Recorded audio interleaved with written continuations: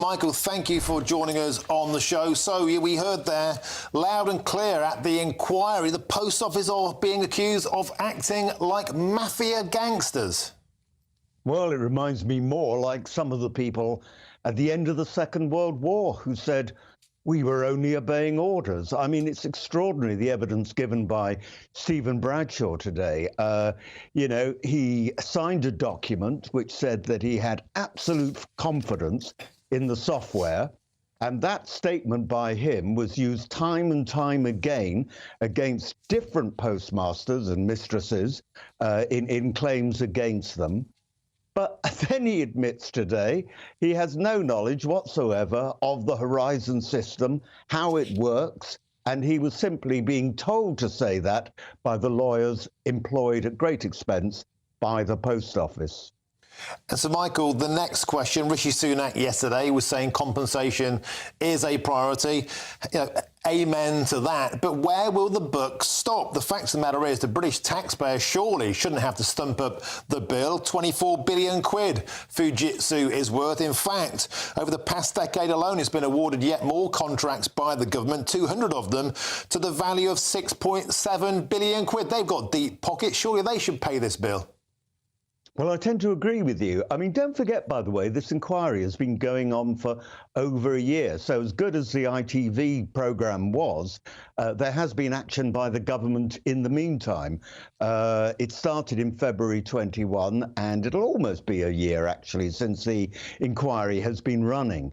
But yes, you're absolutely right about Fujitsu, and I've tabled a parliamentary question to the Cabinet Office, an oral question, asking what discussions he's having with Secretaries of State of government departments about future Fujitsu contracts, which the government does have, and existing Fujitsu contracts. It's not just a question of punishing Fujitsu, but also ensuring that the systems which are being used by the House of Commons, not the House of Commons, by the government, is going to be more accurate and more reliable than that used by the Post Office. But this has been a complete tragedy. When you think, it's not just, I would say it's not just a job, it's a vocation, wanting to be a postmaster and postmistress. You're a part of the community.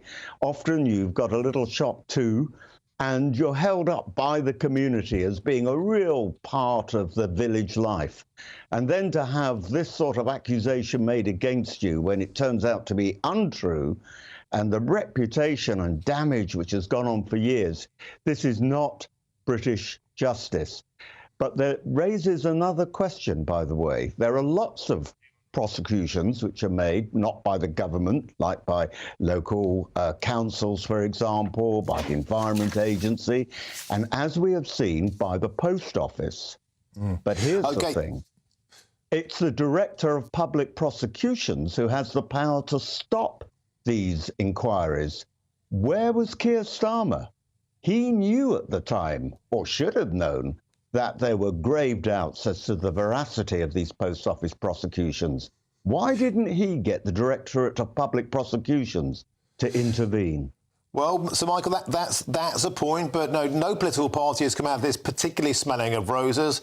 As I said, a lot of this has been happening on the Conservative watch too. Over 200 contracts have been given out since it was made clear that Fujitsu were at fault. Ed Davey, of course, Lib Dems, he hasn't come out of this looking too good either. But I'd like to move on, if I could, to Rwanda.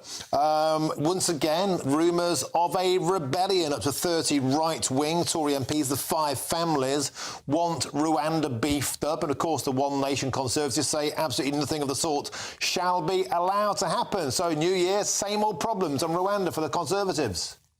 Well, I wouldn't say right-wing, because I've signed the amendment as well. So I'm saying, yes, we should beef it up, because there's nothing worse than having legislation that might not work. Now, the government says it will work, and I hope they're absolutely right, and I hope we do get to see illegal immigrants coming into the UK, because don't forget there are plenty of legal ways of coming into the UK if you're a genuine asylum seeker. But if you're one of these young men who comes across, I want to see them being sent off to Rwanda rather, so that their immigration can be processed there and not an expensive hotel. So yeah, I've actually joined in. It's more than 30, I think. But I wouldn't say that we're right-wing. We just want the legislation to work.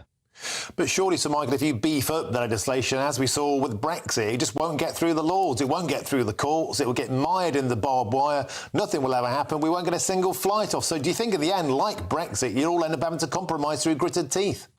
Well, we did get out in the end, as you well know, and you're no longer an MEP as a consequence. And I suspect you're very happy about that one, Martin.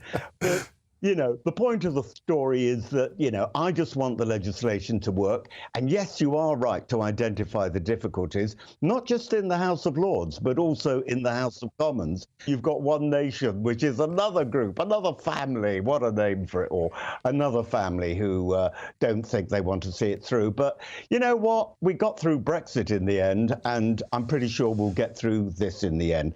Tell you one thing, though, whether it's amended or not, I will vote for third reading because I'd rather have the legislation than not have it at all. And I hope the government is right. I hope the government's right that it doesn't need amending one way or another and that they will get flights off. Certainly Rishi Sunak knows his reputation's on the line on this one. Yeah, and perhaps your entire parties. So Michael Fabricant, Conservative MP for Lichfield, thank you very much for joining us on GB News.